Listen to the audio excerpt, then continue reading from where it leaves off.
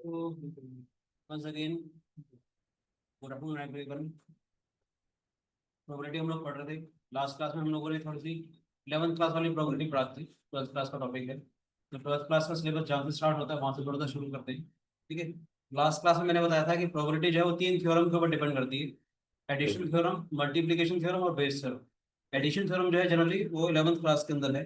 Last class हम discuss कर चुके हैं। आज हम बात करेंगे मल्टीप्लिकेशन थ्योरम के बारे में।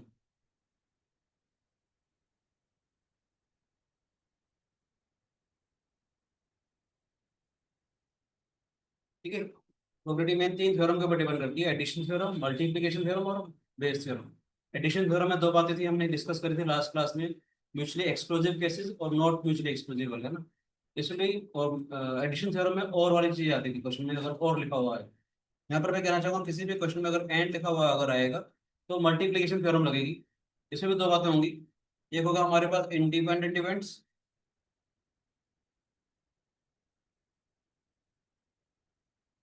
एक होंगे हमारे पास डिपेंडेंट इवेंट्स। अभी थोड़ी देर पहले हम काफी देर तक इंडिपेंडेंट इवेंट्स के बारे में बात करते हैं। ठीक है। इंडिपेंडेंट इवेंट्स का मतलब क्या है? दो इवेंट ऐसे जिसमें सेकंड वाला इवेंट जो है फर्स्ट वाले इवेंट के ऊपर डिपेंड ही ना करे। फर्स्ट सेकंड वाला जो इवेंट है वो फर्स्ट वाले इवेंट के ऊपर डिपेंड ही ना करे। For example tossing of two coins. जब भी मैं सेकंड वाला कॉइन टॉस करूंगा उसे फर्क ही नहीं पड़ेगा पहले वाले कॉइन पे हेड था या टेल था। टॉसिंग ऑफ थ्री कॉइन्स, जब मैं थर्ड कॉइन वाला टॉस करूंगा तो कोई फर्क नहीं पड़ेगा कि सेकंड वाले कॉइन पे हेड या टेल था हमारे पास। ठीक है। ऐसे में कहना चाहता हूँ पैक के अंदर लेट से व्हाइट और रेड बॉल्स है, कुछ भी मान लो 5 और 7, 5 व्हाइट बॉल्स हैं, 7 रेड बॉल्स हैं। हमने बैग से एक बॉल निकाली, वापस बैग के अंदर डाल दी, फिर दूसरी बॉल निकाल रहा हूँ। अब जो सेकंड वाला इवेंट है वो फर्स्ट वाले इवेंट के ऊपर डिपेंड ही नहीं कर रहा। अगर विद रिप्लेसमेंट वाला जब क्वेश्चन अगर आते हैं तो उसका मतलब क्या है, सेकंड वाला इवेंट जो है फर्स्ट वाले इवेंट के ऊपर डिपेंड ही नहीं करेगा। तो ऐसे इवेंट्स को हम कहते हैं इंडिपेंडेंट इवेंट्स। ठीक है। जब कभी भी हमारे पास इंडिपेंडेंट इवेंट्स होंगे, यानी कि सेकंड वाला इवेंट फर्स्ट वाले इवेंट के ऊपर जब डिपेंड नहीं करेगा, तो उस केस में probability of A and B ये हो जाएगी probability of A into probability of B. Probability of A and B हो जाएगी probability of A into probability of B. A and B को लिखते हैं ऐसे इंटरसेक्शन वाले साइन से, ए इंटरसेक्शन बी। ठीक है बेटे। तो probability of A into probability of B. जैसे मान लेते हैं मैंने क्या बोला, एक कॉइन को दो बार टॉस किया, फर्स्ट पे भी हेड आना चाहिए सेकंड पे भी हेड आना चाहिए। एक कॉइन को दो बार टॉस किया, मुझे इस बात की प्रोबेबिलिटी निकालनी गेटिंग टू हेड्स। इसका मतलब क्या है, फर्स्ट पे भी हेड आना चाहिए सेकंड पे भी हेड आना चाहिए। इसका मतलब आ जाएगा probability of getting first head into probability of getting second head. पहले हेड आएगा उसकी प्रोबेबिलिटी क्या आ जाएगी 1/2, सेकंड पे हेड आएगा उसकी प्रोबेबिलिटी क्या हो जाएगी 1/2। तो टोटल प्रोबेबिलिटी 1/4 होगी। टेंथ क्लास में आप लोग इन क्वेश्चन को कैसे करते थे? टेंथ क्लास में आप लोग करते थे कि एक कॉइन को अगर दो बार टॉस किया तो आप कहते थे एच एच आएगा, एच टी, टी एच या टी टी, है ना बेटे। गेटिंग टू हेड्स की प्रोबेबिलिटी हमारे पास तब भी 1/4 आती थी, मगर ट्रू सेंस में ये काम हो रहा था उस केस में कि पहले पे भी हेड आए एंड सेकंड पे भी हेड आए। यहाँ पर एंड वाला वर्ड आ गया, probability of first head and second head. जब एंड आएगा तो उसका मतलब मल्टीप्लिकेशन करना है। इवेंट्स देखने की इवेंट्स आपस में इंडिपेंडेंट है या डिपेंडेंट है। अभी मैं आपको शुरू शुरू में थोड़ा सा इंडिपेंडेंट इवेंट्स के बारे में बता रहा हूँ। इंडिपेंडेंट इवेंट्स का मतलब जब दोनों इवेंट्स एक दूसरे के ऊपर डिपेंड ना करें। समझ में आए? ऐसे मैं कहना चाह रहा हूँ, अभी भी अगर ऐसा कुछ आ जाए ए एंड बी एंड सी और तीनों इवेंट्स आपस में जो है वो इंडिपेंडेंट इवेंट्स अगर हैं, तो क्या हो जाएगा probability of A into probability of B into probability of C. Probability of A and B and C का मतलब क्या है, probability of A into probability of B into probability of C. Let's say question कहता है कि पहले पे head आए, सेकंड पे भी हेड आए और थर्ड पे टेल आए। ठीक है ना। इसका मतलब क्या है, probability of getting first head, probability of getting second head, probability of getting third head. Third वाले कॉइन पे मैंने टी3 से रिप्रेजेंट कर दिया कि थर्ड टॉस पे हमारे पास टेल आए। तीनों इवेंट्स आपस में इंडिपेंडेंट इवेंट्स हैं। क्या आएगा, पहले पे हेड आएगा, दिस इज 1/2, दिस इज 1/2, तो 1/2 आ जाएगा बेटा। ये 1/8 आ गया।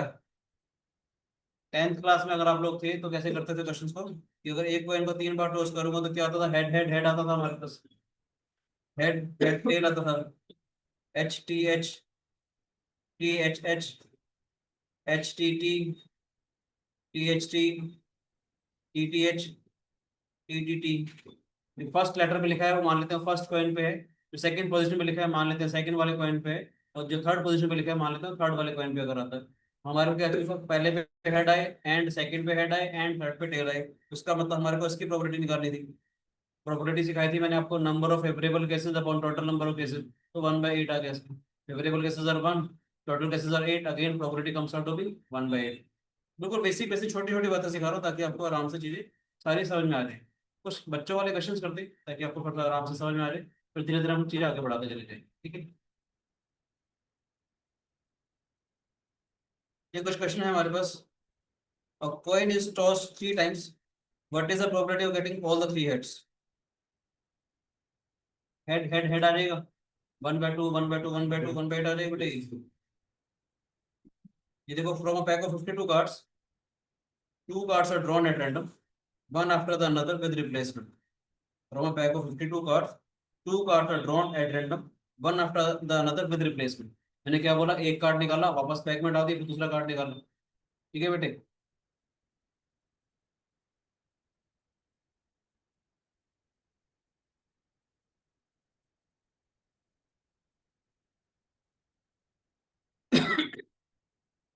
What is the probability that both cards are kings?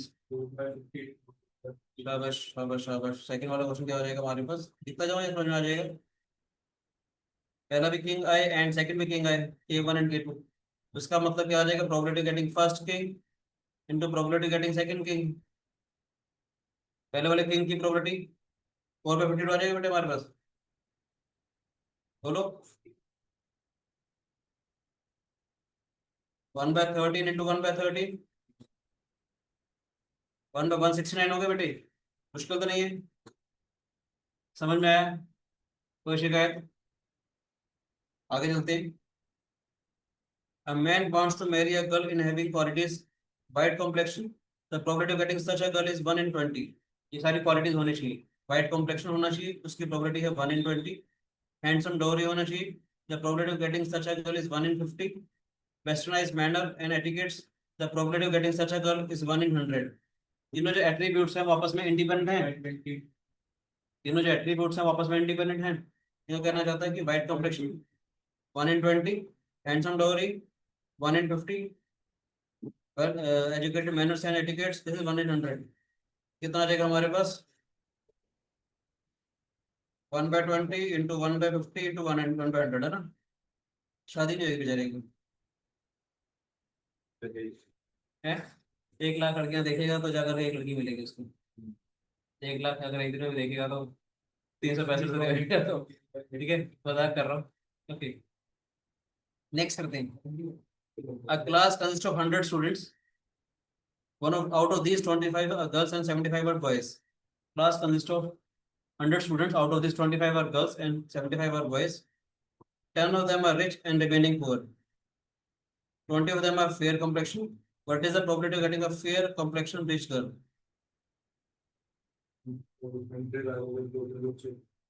Copy करके करें इस क्वेश्चन को। तो सिंपल सिंपल सा क्वेश्चन उठाया है मैंने, इंडिपेंडेंट इवेंट्स वाले देखते हैं।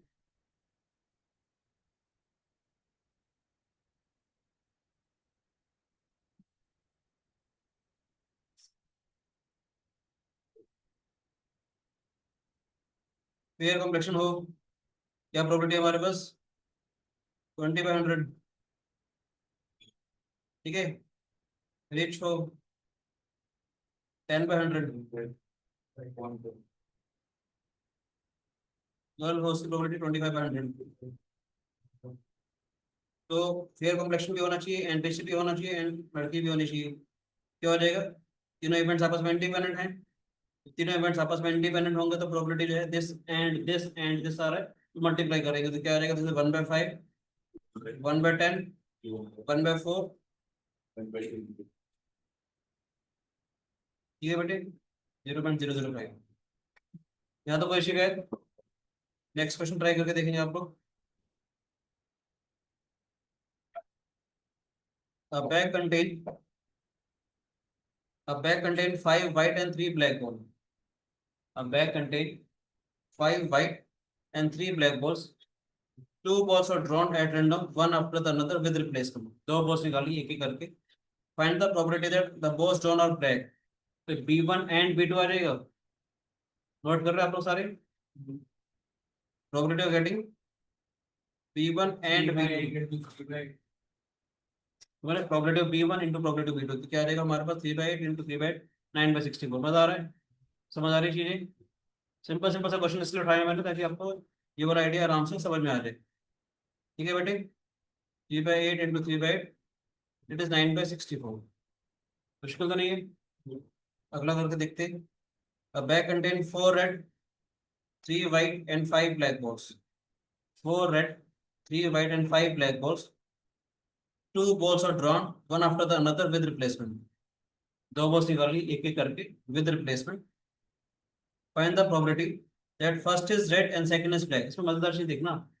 यह एक वर्ड है first is red and second is black. इसका ये वर्ड काम का है. कोई बच्चा बताएगा कैसे काम का है? First is red second is black का क्या खास बात रहेगी? पहली वाली रेड है सेकंड वाली ब्लैक है. मैं इसलिए कहना चाह रहा हूँ क्योंकि फर्स्ट की जगह अभी पहले ये करवाता फिर मैं बताऊंगा कि वर्ड किस स्ट्रेस देना होता है. तो रेड की प्रॉपर्टी क्या है हमारे पास अभी? 4/12 और ब्लैक की कितनी? 5/12. ठीक है. 3 5/36 आ जाएगी. समझ में आया? मैं बात क्यों बोलना चाह रहा हूँ. अगर यहाँ फर्स्ट की बजाय अगर लिखा होता one is red and another is ऐसा कुछ होता अनदर इज ब्लैक. क्वेश्चन अगर ऐसा होता है इस क्वेश्चन में one one is red and another is black क्या करते? क्वेश्चन समझ में आया मेरा? अगर इसी क्वेश्चन में लैंग्वेज अगर होती one is red and another is black तो क्या करते? उसके तो दो केसेस बनेंगे. रेड ब्लैक हो सकती है प्लस ब्लैक रेड हो सकती है. और आ गया दिस और दिस. और इसमें दो बातें होंगी ना. One is red one is black का मतलब क्या है? पहली वाली रेड हो सकती है तो दूसरी वाली ब्लैक होगी. या पहली वाली ब्लैक होगी दूसरी वाली रेड होगी. या का मतलब और आ गया. और आएगा तो एडिशन होगा. मिक्स प्रॉब्लम हो जाएगी. दोबारा समझ में आया? दोबारा समझो ये समझ में आ गया. अगर इसी क्वेश्चन में ऐसा होता कि वन इज रेड. ठीक है ना. One is red and another is black तो दो केसेस बनेंगे R B plus B R वाले. R and B plus B and R. समझ में आया? Okay, suppose that it is 11-5 against a person A who is now 38 years of age, living till is 73. मैं इसको copy कर लेता हूँ जब तक आप नोट ट्राई करने की कोशिश करें. इस असाइनमेंट से मुझे पूरी उम्मीद है कि आपको प्रॉपर्टी बड़े आराम से समझ आ जाएगा. देखिएगा जिस जिस बच्चे को प्रॉपर्टी मुश्किल लगती है इन असाइनमेंट से देखना कोशिश करी गई है कि असाइनमेंट ऐसे बनाए गए ताकि बिल्कुल आराम से आपको सारे कंसेप्ट अच्छे समझ में आए. Suppose that it is 11-5 against a person A who is now 38 years of age, living till is 73. बच्चे ना इससे घबराते, इससे घबराने की कोई जरूरत नहीं है. ये सिर्फ इतना सा कहना चाह रहा है 35 साल तक जिएगा तो उसके odds अगेंस्ट दे रखी. फिर ये कहता है 5-3 against a person B who is now 43 years of age living till is 78. बच्चे सोचते हैं 43 78 क्यों दे रखा है. वही कहना चाह रहा है जब ये बी वाला पर्सन भी जो 35 ईयर्स तक जिएगा उसके odds अगेंस्ट दे रखे 5:3. ठीक है. Find the probability that both will die 35 year hence. odds against पहले वाले के कितने 11:5. ऑड अगेंस्ट का मतलब क्या है? जीने के हैं याद रखना. जीने के हैं इसका मतलब इसमें नहीं जिएगा इसमें जिएगा. समझ में? ऑड्स अगेंस्ट ये बी के हैं. मैं ओ ए लिख रहा हूँ ऑड्स अगेंस्ट. ठीक है. ठीक है हमारे पास 5:3. इसमें नहीं जिएगा इसमें जिएगा. क्वेश्चन कहता है बोथ विल डाई. इसका मतलब क्या है? ये वैसे भी निपट जाए एंड ये वाले वैसे भी निपट जाए. यानी probability A bar into probability B bar. होने की प्रोबेबिलिटी जीने की प्रोबेबिलिटी क्या थी 5/16. ना जीने की प्रोबेबिलिटी कितनी हो जाएगी 11/16. समझ आ रहा है? बी वाला पर्सन नहीं जिएगा उसकी प्रोबेबिलिटी कितनी हो जाएगी 5/8. कितना हो जाएगा 55/128. समझ में आया? कोई शिकायत? एक छोटी सी बात एक्स्ट्रा सिखा दूं. बोलो बच्चे. एक चीज सिखा रहा हूं ध्यान से देखिएगा. बोलो क्या? एक कॉइन को दो बार टॉस करते तो हेड हेड आता था, head tail tail head tail tail आएगा। एक कॉइन को जब दो बार टॉस करते हैं तो हेड हेड आता है, हेड टेल आता है, टेल हेड या टेल टेल आता है। आज एक बढ़िया सी बात बताने जा रहा हूँ। जब कभी भी दो बच्चों वाले क्वेश्चन होंगे या दो बॉल्स निकालने हैं या दो पार्ट्स निकालने हैं, ठीक है, तो अब जैसे हमने इसमें लिखा सारे के सारे क्वेश्चन इसी पैटर्न में चलेंगे। हेड का मतलब सक्सेस, टेल का मतलब फेलियर। यानी कि हो सकता है कि दोनों के दोनों इवेंट में मुझे सक्सेस मिल जाए, हो सकता है पहले में सक्सेस मिल जाए दूसरे में फेलियर मिल जाए, हो सकता है इसमें फेलियर मिल जाए इसमें सक्सेस मिल जाए, तो दोनों में फेलियर मिल जाए। समझ आ रहा है? मान लेते हैं इंडिया पाकिस्तान का मैच है, हो सकता है कि दोनों के अंदर विन विन हो जाए, हो सकता है पहला वाला इंडिया जीत जाए सेकंड वाला हार जाए, हो सकता है कि पहले वाला हार जाए दूसरा वाला जीत जाए, हो सकता है कि दोनों के दोनों मैच ही हार जाए। ए और बी दो बच्चों को मैंने क्वेश्चन सोल्व करने के लिए दिया, हो सकता है कि ए और बी दोनों बच्चे सोल्व कर दें, हो सकता है कि ए वाला बच्चा क्वेश्चन को सोल्व करते बी, जब मैं ऐसे लिख रहा हूँ तो इसका मतलब एंड है। बात समझ में आ रही है? जब मैं एच एच लिख रहा हूँ तो एच एंड एच है इसका मतलब, इंटरसेक्शन वाली बात कर रहा हूँ। ठीक है, समझ में आ रहा है? ए और बी बच्चों को मैंने क्वेश्चन सोल्व करने के लिए दिया, इसका मतलब है ए और बी दोनों बच्चे सोल्व कर सकते हैं। ऐसा हो सकता है कि ए वाला सोल्व करते बी वाला सोल्व ना करे, या ए वाला ना करे बी वाला कर दे, या दोनों के दोनों ही सोल्व ना करेंगे। समझ आए? मान लेते हैं एक कंपनी में एक्स और वाई दो पर्सन इंटरव्यू देने के लिए गए, हो सकता है एक्स और वाई दोनों के दोनों सेलेक्ट हो जाए, हो सकता है कि एक्स वाला सिलेक्ट हो जाए वाई वाला सिलेक्ट ना हो सकता है कि एक्स वाला सिलेक्ट ना हो वाई वाला सिलेक्ट हो जाए, हो सकता है कि दोनों ही सिलेक्ट ना हो। समझ आए? एक बैग के अंदर रेड और ब्लू बॉल्स पड़ी है, हो सकता है कि दोनों के दोनों रेड बॉल्स आ जाए, हो सकता है कि पहले वाली रेड बॉल आ जाए दूसरी वाली ब्लू बॉल आ जाए, हो सकता है कि पहले वाली ब्लू बॉल आ जाए सेकंड वाली रेड आ जाए, या दोनों के दोनों ब्लू बॉल्स आ जाए। समझ आया कि नहीं आया? या किसी क्वेश्चन को आपने अटेम्प्ट किया, हो सकता है कि दोनों दोनों क्वेश्चन ठीक हो जाए, हो सकता है पहले वाला ठीक हो जाए दूसरा वाला गलत हो जाए, हो सकता है पहले वाला गलत हो दूसरा वाला ठीक हो जाए, हो सकता है कि दोनों दोनों गलत हो जाए। बात समझ में आ रही है? जब कभी भी दो इवेंट वाले क्वेश्चन होंगे सारे के सारे क्वेश्चन इस पे चलेंगे। अगला वाला जो असाइनमेंट मैंने बताना है उसमें क्या होगा याद रखना, at least one of them solve the problem, at least one person select the problem, तो भी आंसर हो जाएगा। यानी एटलीस्ट वन सक्सेस मिल जाए इसका मतलब, एटलीस्ट वन मतलब ये सारे आएंगे। अगला जो असाइनमेंट है उसमें क्या होगा, at least the problem will be solve, problem will be solve का मतलब है at least one of them solve the problem. बात समझ में आ रही है कि नहीं आ रही वो मैं डिस्कस करूंगा अभी, ये समझ में आए? ऐसे ही कहना चाह रहा हूँ, जब कभी तीन इवेंट वाले क्वेश्चन होंगे तब उनको कैसे अंडरस्टैंड करोगे, जब कभी भी तीन इवेंट वाले क्वेश्चन होंगे तब उनको कैसे अंडरस्टैंड करोगे बेटे? जैसे हम एक कॉइन को तीन बार टॉस करते थे, कैसे चलेगा हमारे पास, यानी कि H H H H S T, मैं थोड़ा अगर जगह नहीं है तो नेक्स्ट पेज लिख दो उसको, मैं ये समझाना चाह रहा हूँ। जब कभी तीन इवेंट्स वाले क्वेश्चन होंगे तो ऐसे करेंगे हम लोग,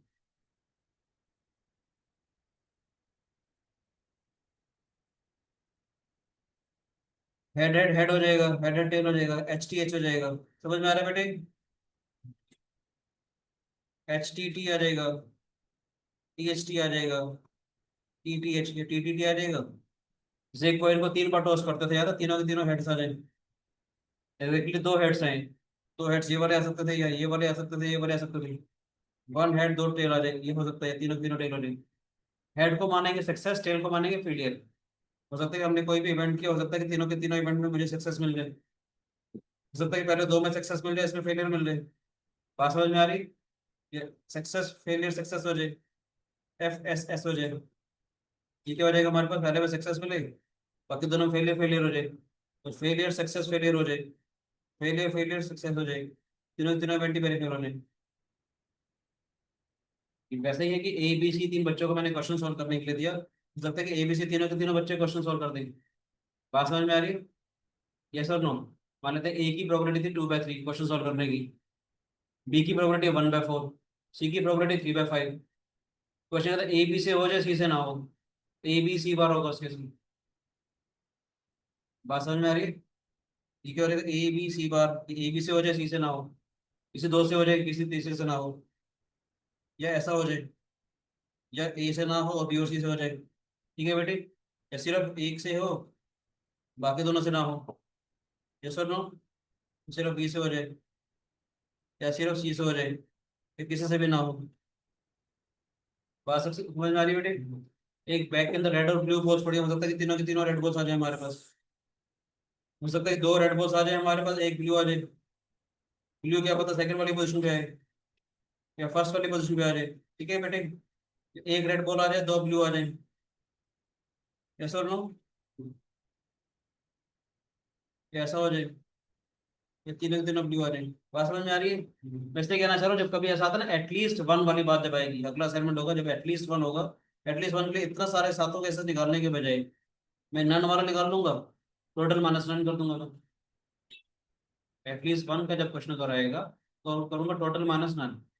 दो चार पहले सिंपल सिंपल क्वेश्चन कर लेते हैं, फिर इस कंसेप्ट पे दोबारा आएगी। बस ये कहना चाह रहा था इस क्वेश्चन को देख के, जब कभी दो इवेंट वाले क्वेश्चन होंगे तो आपके दिमाग में ये आना चाहिए। जैसे मान लेते हैं एक्स वाला बंदा सच बोल रहा है, या एक्स वाले बंदे की सच की प्रोबेबिलिटी दे रखी है 2/3, वाई वाले बंदे की सच की प्रोबेबिलिटी दे रखी है 3/4। बताओ दोनों बच्चे आपस में कॉन्ट्राडिक्ट कर रहे हैं, कब करेंगे? तो वो एक्स वाई बार होगा, ध्यान से सुनना, या एक्स बार वाई होगा। कॉन्ट्राडिक्ट कब करेंगे? एक सच बोल रहा होगा, दूसरा झूठ बोल रहा होगा। बात समझ में आ रही है? अगर एक्स वाला बंदा सच बोल रहा है, उसकी प्रोबेबिलिटी लेट्स से 2/3 है, वाई वाले बंदे की प्रोबेबिलिटी 3/4 है। क्वेश्चन कहता है इस बात की प्रोबेबिलिटी निकालो कि दोनों एक दूसरे को कॉन्ट्राडिक्ट करें। कॉन्ट्राडिक्शन का मतलब तभी आएगा ना, एक बंदा सच बोलेगा, पहले वाले ने सच बोला, दूसरे वाले ने झूठ बोला, ये पहले वाले ने झूठ बोला, दूसरे वाले ने सच बोला। तो क्वेश्चन कहता है दोनों एग्री कब करेंगे? दोनों एग्री तब करेंगे या तो दोनों के दोनों सच बोल रहे हो, या दोनों के दोनों झूठ बोल रहे हो। मान लेते हैं मैंने बोला दिन है, आपने बोला रात है, दिन चल रहा है, मैंने सच बोला, आपने झूठ बोला, हम कॉन्ट्रडिक्ट कर रहे हैं। मैंने बोला रात है, आप बोल रहे हो दिन है, तो दो बातें कॉन्ट्रडिक्ट कर रहे हैं। हम एग्री कब करेंगे? जब हम दोनों को सच बोल रहे हैं, हमने दोनों ने बोला दिन है, हम दोनों ने बोला रात है। बात समझ में आ रही? तो क्वेश्चन की लैंग्वेज पढ़ना जरूरी होता है बेटे। चलो कुछ क्वेश्चंस करते हैं, समझ में आएंगी चीजें।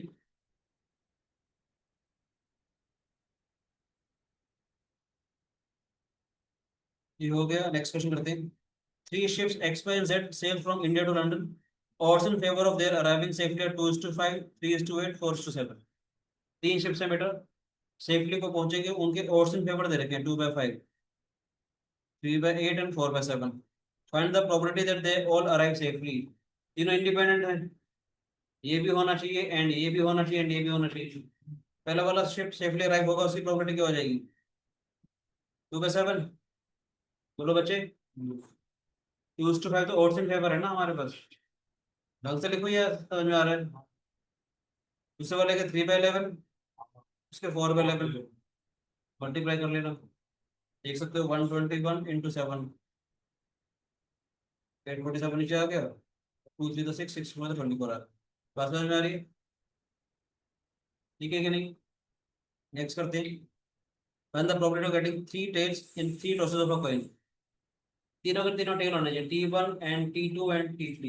अब क्वेश्चन की लैंग्वेज में एंड समझ में आ रहा है? ये भी होना चाहिए एंड ये भी होना चाहिए। जब एंड आएगा तो उसका मतलब मल्टीप्लीकेशन होगा। आपने देखना डिपेंड इंडिपेंडेंट है या dependent. Three aeroplanes fly from Bombay to London. Odds in favor of their arriving safely is this, this, and this. Find the probability that they will all arrive safely. आसान लग रहे हैं questions? Idea समझ में आ गया? And वाला concept clear हो रहा है नहीं? बोलो बच्चों, प्रोबेबिलिटी के मल्टीप्लिकेशन थ्योरम आराम से समझ में आ रही है? मैं क्या कहना चाह रहा हूँ? एक दो क्वेश्चन आप खुद करना चाहोगे, आगे चलने बताओ? 11th करोगे? एक बार ट्राई करके देखो, एक बार 11th क्वेश्चन ट्राई करके देखो आप लोग।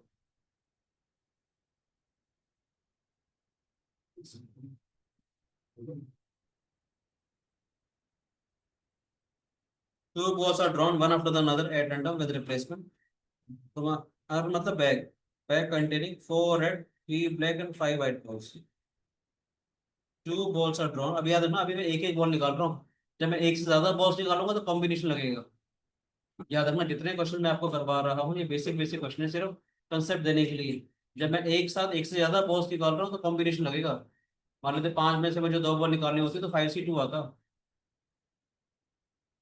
बात समझ में आ रही है? अभी हम एक एक करके बॉल निकाल रहे हैं तो हो सकता है आपको पता ना चल रहा कॉम्बिनेशन कैसे यूज होता है। ठीक है, जब भी एक से ज्यादा बॉल्स निकालेंगे तो समझ जाइएगा कि कॉम्बिनेशन लगा। अभी कह रहा है two balls are drawn one after the another at random with replacement from a bag containing four red, three black and five white ball। करें इसको? मैं नीचे ले जाकर अपने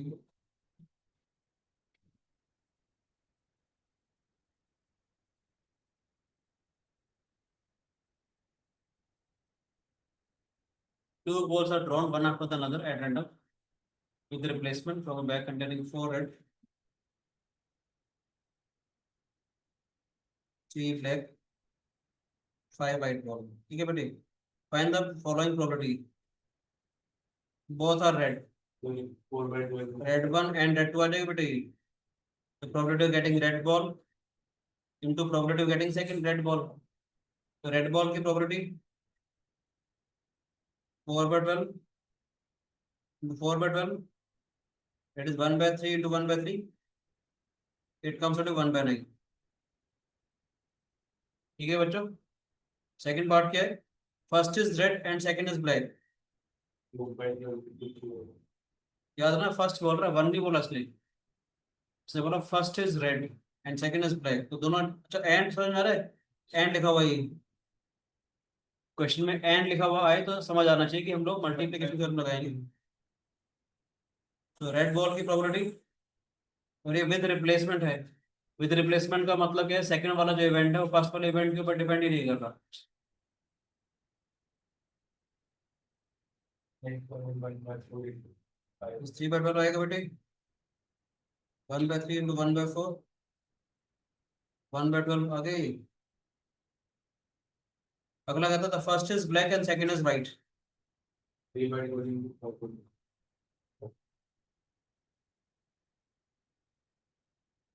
समझ आ रहा है बेटे? मुश्किल तो नहीं है. ब्लैक की प्रोबेबिलिटी 3/12, व्हाइट की प्रोबेबिलिटी 5/12,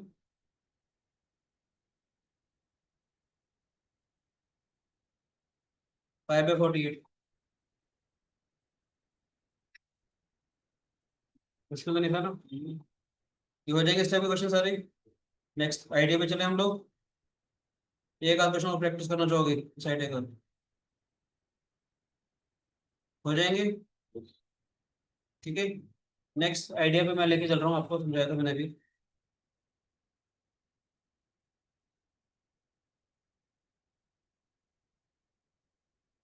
याद रखना, ए वाला इवेंट है, उसकी होने की प्रोबेबिलिटी P1 दे रखी है.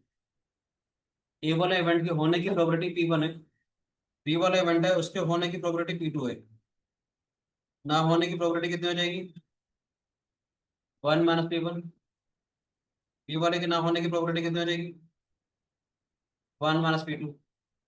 अब दो इवेंट हो रहे हैं तो मैंने क्या बोला, ए बी का मतलब मैं लिखना चाह रहा हूँ, ध्यान से. ए बी का मतलब कहना चाह रहा हूँ ए एंड बी दोनों इवेंट्स हो जाए.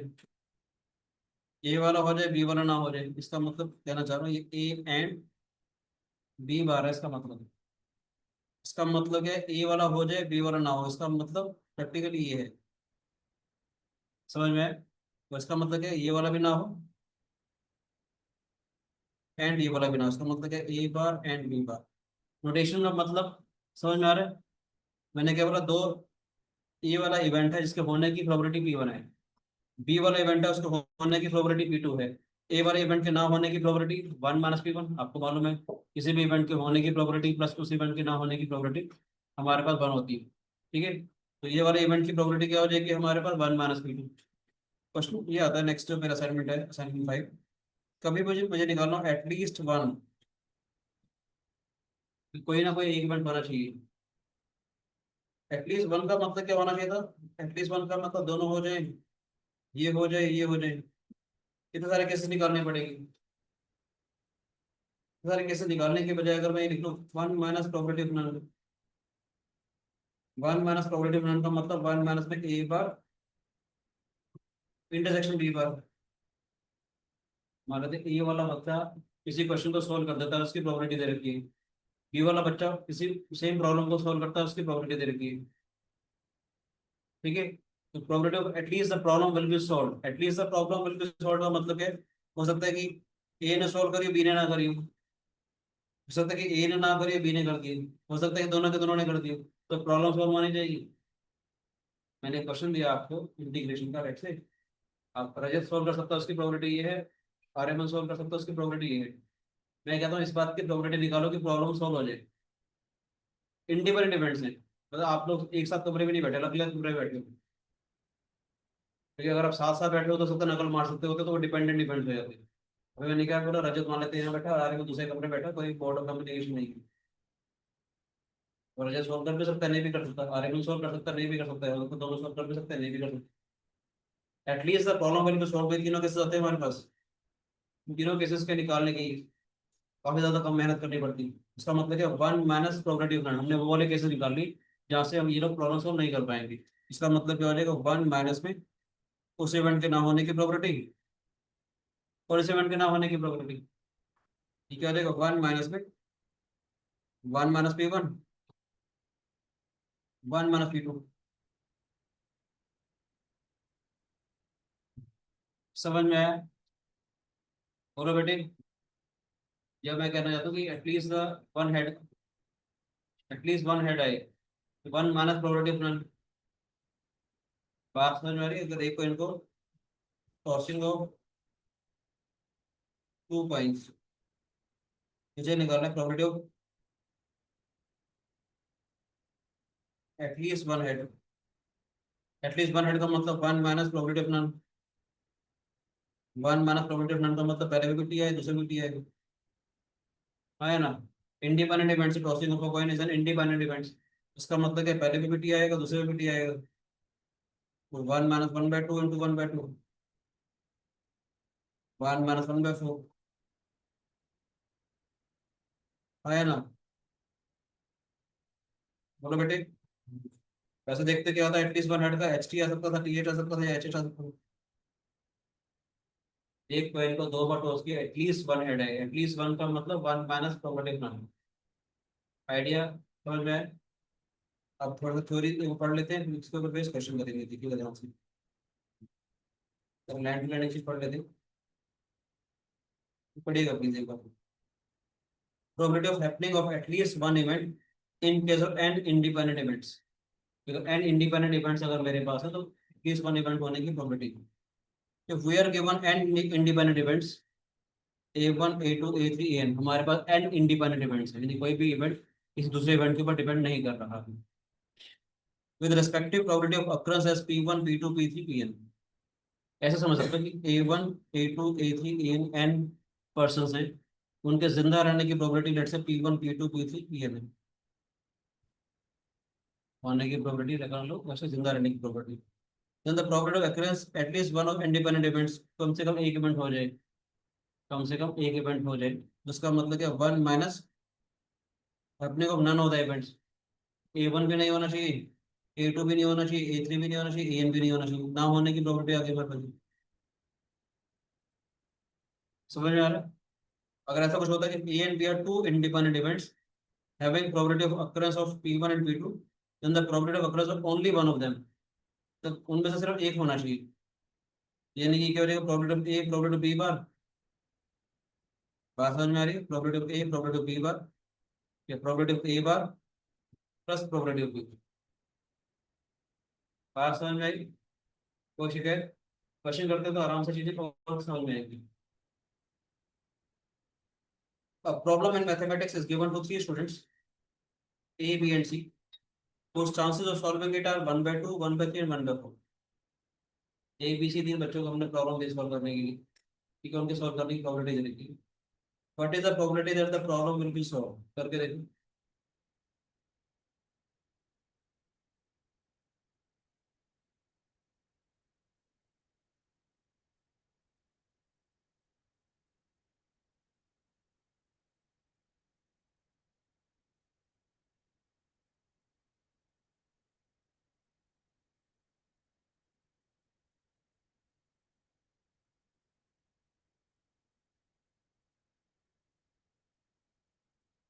करेंगे बेटा इस क्वेश्चन को।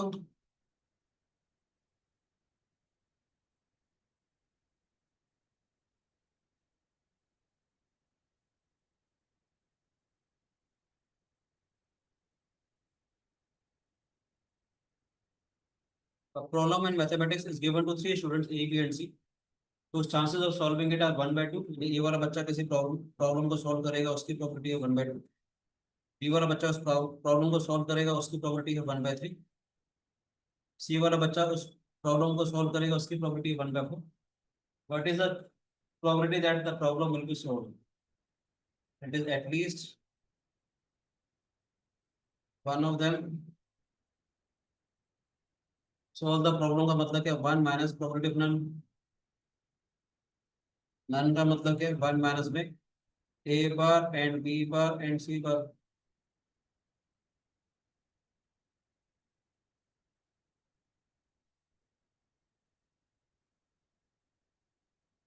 ठीक है बेटे, कोई शिकायत किसी बच्चे को?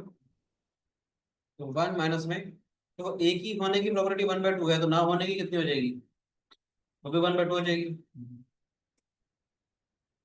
बी की होने की प्रॉपर्टी वन बाय थ्री है, ना होने की क्या हो जाएगी, टू बाय थ्री। ठीक है बच्चों, सी की ना होने की प्रॉपर्टी कितनी हो जाएगी, थ्री बाय फोर। और में से क्यों आया, वन में से माइनस कर देंगे ना इसको, किसी भी इवेंट के होने की प्रॉपर्टी और ना होने की प्रॉपर्टी।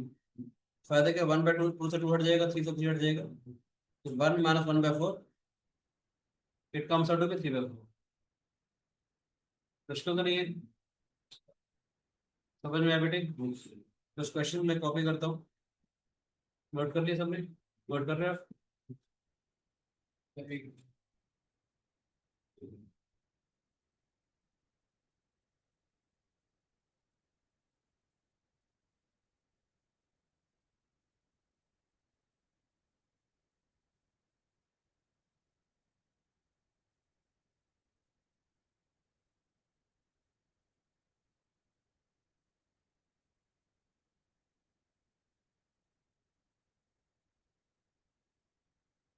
ठीक है बेटे, आसान लग रहा है टॉपिक को?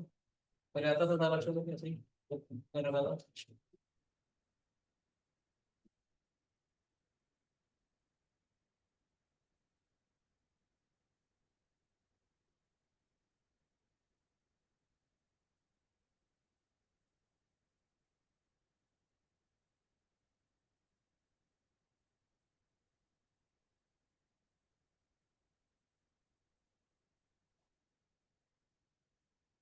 ये वाला करके देखते हैं बेटे। Candidate mister X is interviewed for three post. For the first post there are three candidates, for the second post there are four, and for the third there are two. What are the chances of mister X being getting selected?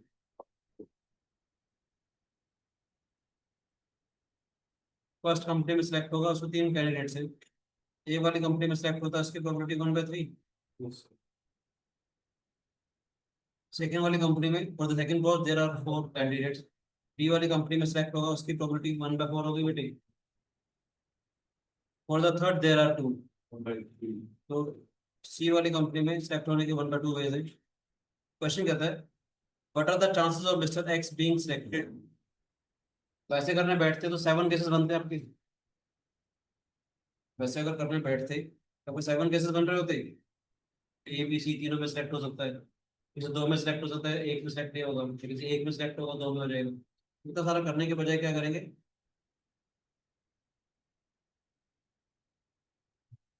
One minus probability of none आ जाएगा, P by four R by minus probability of A bar. बात समझ में आ रही है कि ये independent events हैं, ये इंडिपेंडेंट इवेंट्स हैं, तो इसका जो प्रोबेबिलिटी निकालेंगे एंड की वो मल्टीप्लाई हो जाएगी हमारे पास। वन माइनस में one by three, one two by three, three by four, one by two.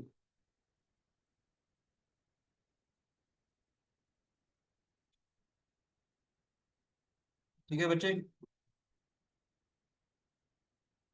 समझ में आया? बोलो कोई शिकायत किसी बच्चे को? नेक्स्ट क्वेश्चन करके दिखाओ, चलो ट्राई करो बेटे।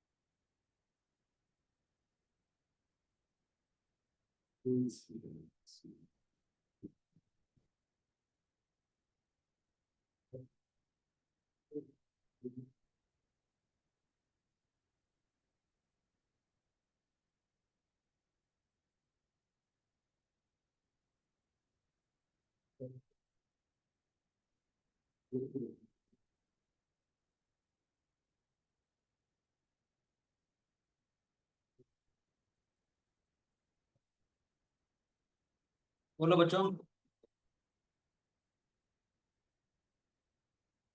करवाऊँ क्या? हो गया आर्यमन? इट इज 9-7 अगेंस्ट, आप आगे करते जाओ, इसके दिन आपको हो गया तो ना। It is 9:7 against a person A who is now 40 years of age living till he is 70, 60. ये 20 साल तक जिएगा, उसके odds against दे रखे हैं बेटे। कहता है it is 9:7 against a person A who is now 40 years of age living till he is 60, and 3:2 against a person B now 50 years living till he is 70. ये 20 साल तक जिएगा, उसके odds against दे रखे हैं 3:2। Find the probability that at least one of them will be alive. One minus probability of none. At least one of them alive का मतलब कि A B दोनों के दोनों जिंदा रह सकते हैं। हो सकता है कि ए वाला जिंदा रहे, बी वाला ना रहे। हो सकता है ए वाला ना रहे, बी वाला रहे, कोई भी ना रहे। One of them will be alive का मतलब कि one minus probability of none. और अगेंस्ट दे रखे हैं बेटे इसकी।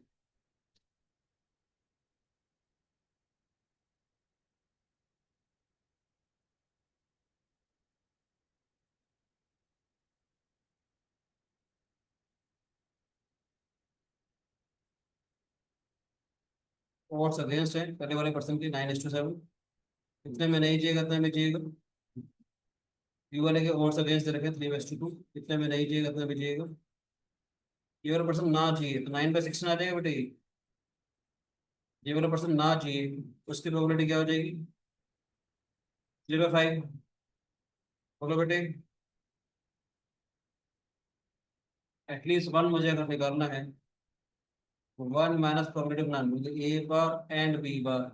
एंड आएगा आपस में इवेंट, अगर इंडिपेंडेंट है तो मल्टीप्लाई हो जाएगा।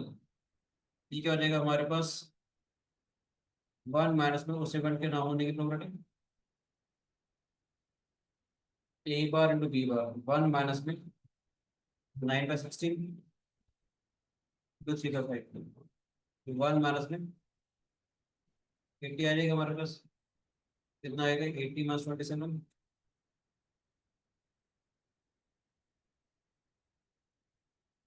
ठीक है, समझ में नोट कर लो बेटे। 53/80 क्वेश्चन है, अगला करोगे प्लीज। क्वेश्चन ज्यादा आसान लग रहे हैं बेटे? रंजीत, आते थे पहले ये वाले क्वेश्चन? कंफर्टेबल लग रहा है प्रॉपर्टी? पहली बार स्टार्ट करने के लिए असाइनमेंट अच्छा है, थोड़ा सा आपको मोटिवेशन मिलता है, फिर आपको नॉर्मल बुक्स वाले क्वेश्चन भी आराम से समझ आ जाएगा कि मल्टीप्लिकेशन कब लगाना है, एडिशन कब लगाना है, इंडिपेंडेंट क्या है, डिपेंडेंट क्या है। बार बार बार बार क्वेश्चन करोगे तो समझ में आएगा। करो प्लीज। ओके, ऐसे बात नहीं करनी। असाइनमेंट देने को मैंने आपको चौथा 5 मिनट तब प्लीज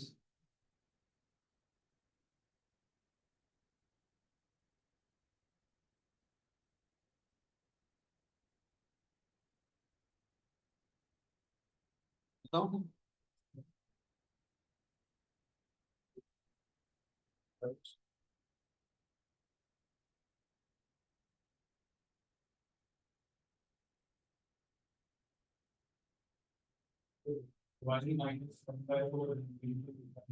क्या बेटे? A person is known to hit the target in 3 out of 4 shots. ये वाला टारगेट हिट करेगा, उसकी probability 3/5। whereas another person is known to hit the target 2 out of 3 shots. Find the probability of the target being hit at all when they both try. ऐसे हो गया ना, मान लेते हैं ये वाला बच्चा किसी प्रॉब्लम को सॉल्व करेगा, उसकी प्रोबेबिलिटी दे रखी है। ये वाला बच्चा किसी प्रॉब्लम को सॉल्व करेगा, उसकी प्रोबेबिलिटी दे रखी है।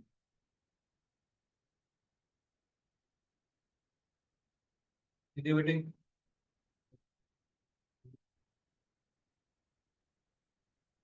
एक बार की probability 1/4।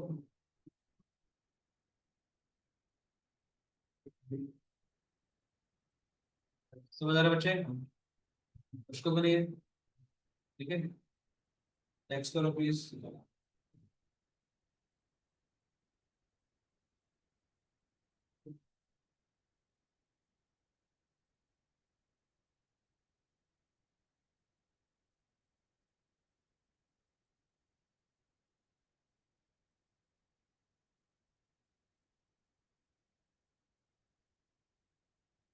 The chances of survival after 25 years are 3 out of 10 for a man.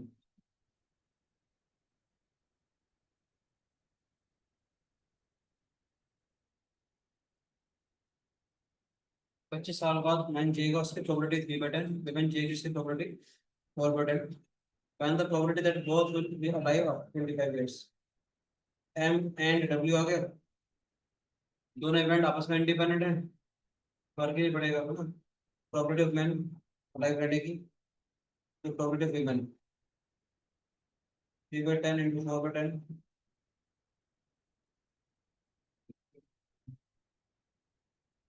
3/1. ठीक है. At least one of them will be alive after 25 year. At least one मतलब जब कभी भी मुझे प्रोबेबिलिटी ऑफ एटलीस्ट वन निकालनी है, one minus probability of none. बात समझ में आई?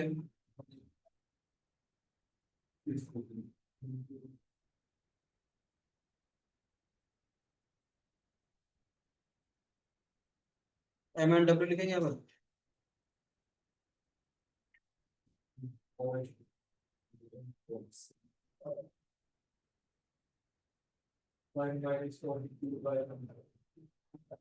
मैन के रहने की प्रोबेबिलिटी 3/10, जैसे 7/10 आ जाएगी ना रहने की. वुमेन के रहने की 4/10, ना रहने की 6/10.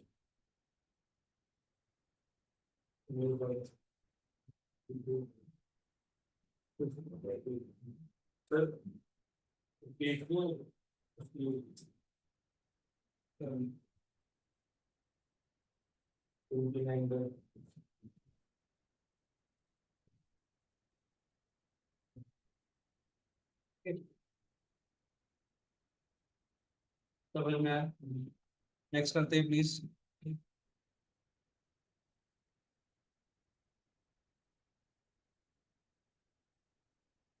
ये करोगे बेटे क्वेश्चंस.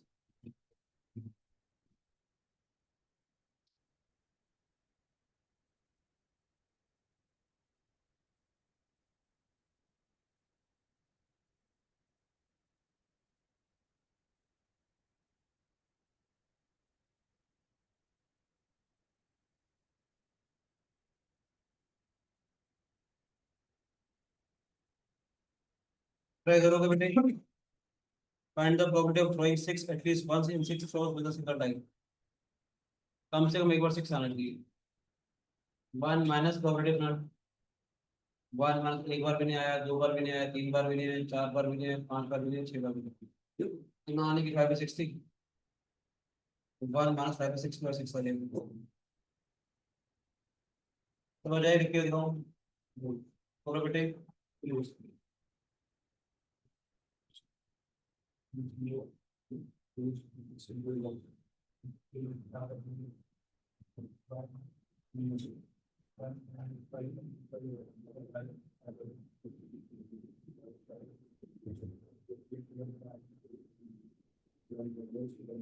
बजा के बताओ बेटे.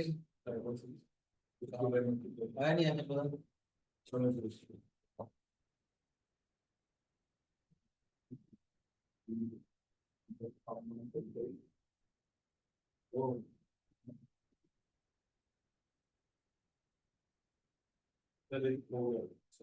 छह इवेंट्स है बेसिकली. एटलीस्ट वन का मतलब वन माइनस, मतलब find the probability of throwing 6 at least one. 6 आना चाहिए. One minus probability of none का मतलब क्या है? पहले में भी 6 ना आए, सेकंड में भी ना आए, कभी भी 6 ना आए ना बेटे.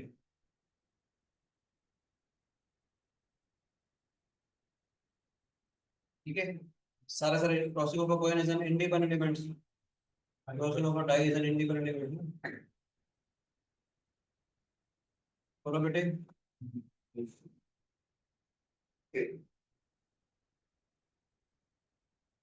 6 आएगा, प्रोबेबिलिटी 1/6.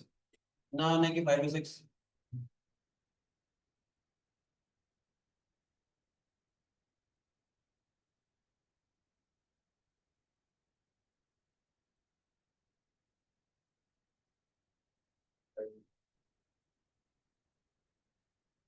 मुझको तो नहीं है, ट्राई करोगे?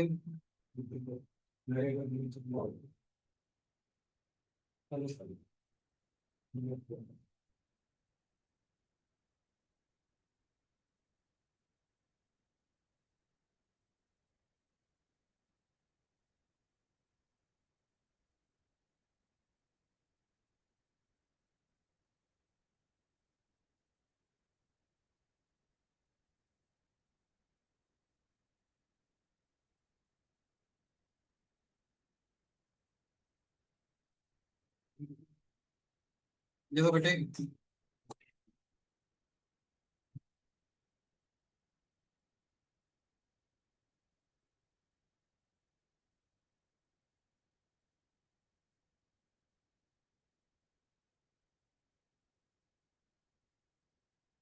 A and B decide to meet at Hanuman temple between 5 to 6 p.m. with the condition that no one would want wait for the other for more than 15 minutes. ये वाला बंदा मीट करेगा तो 15/16,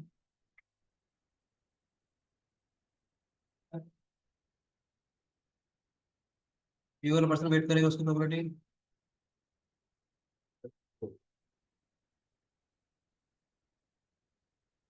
probability that they will meet का मतलब कि at least one of them is waiting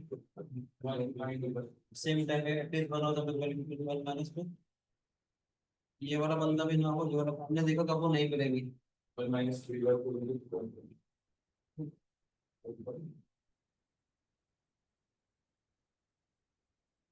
probability is 1/4, एक bar is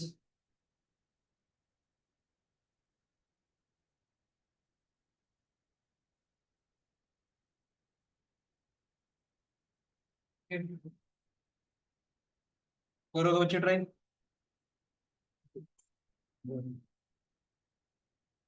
thank you बच्चों, गॉड ब्लेस यू।